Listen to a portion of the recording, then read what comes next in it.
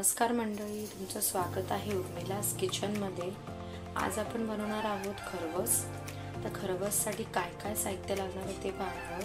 त्याच्या आधी मी तुम्हाला सांगते, मी इथे 1 लिटर गाईचं चीक घेतलेलं आहे, दूध जे असतं ते। आणि ह्याच्यामध्ये मी ऑलरेडी थोडं दूध मिक्स केलेलं आहे, जे आपलं नॉर्मल कच्चं दूध असतं गाईचं, ते मिक्स करून घेतलेलं आहे। तुम्हाला ह्याच्यामध्ये जास्त दूध नाही ॲड करायचं, कारण गाईचं दूध आहे ना, ते ऑलरेडी थोडंसं पातळच असतं। त्याच्यामुळे थोडंसं मी दूध घेतलं, 1 वाटीभर। 1 लिटर दूध आहे, ह्याच्यामध्ये 1 वाटी मी आपलं नॉर्मल बॉईल न केलेलं कच्चं दूध जे असतं ते मी ॲड केलेलं आहे। इथे मी घेतलेला आहे पाव किलो आणि त्याच्यापेक्षा थोडा 1.25 किलो गूळ घेतलेला आहे किसून। हे आपल्याला त्याच्यामध्ये विरघळून घ्यायचं आहे, त्याच्यासाठी घेतलेला आहे मी। तुम्हाला तुमच्या आवडीनुसार किती गोड कमी जास्त हवं असेल त्याच्या हिशोबाने तुम्ही घेऊ शकता गूळ। आणि इथे मी वेलची पावडर घेतलेली आहे 1 चमचाभर।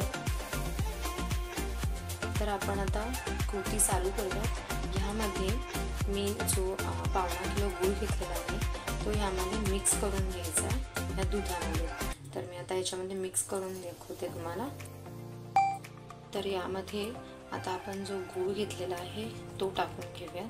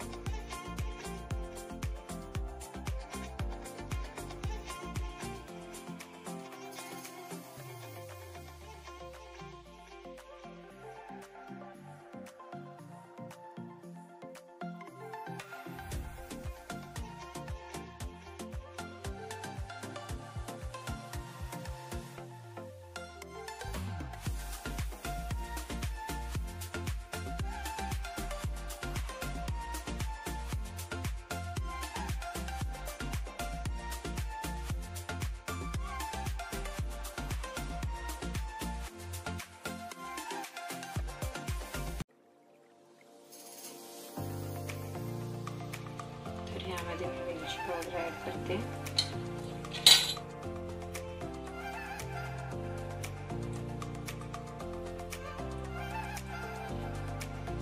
हे पुन्हा एकदा व्यवस्थित असं हलक्या हाताने ढवळून घेऊया।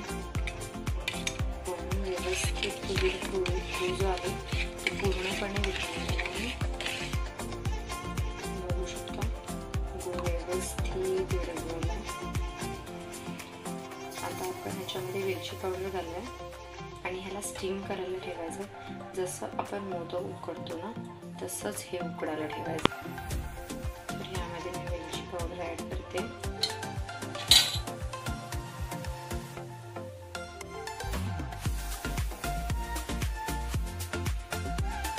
हे पुन्हा एकदा व्यवस्थित असं हलक्या हाताने ढवळून घेऊया।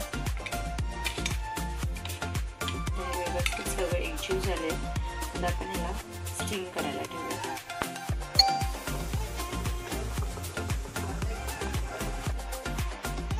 बघू शकता व्यवस्थित छान शिजलेला आहे। हा चेक कसा करायचा एक मी समजावते। असं चमचा जसं कसा आलेला आहे आणि खूप छानपैकी एकदम व्यवस्थित शिजलेला आहे आपला खरवस। आता खरवस रेडी आहे, आपण सर्व करू।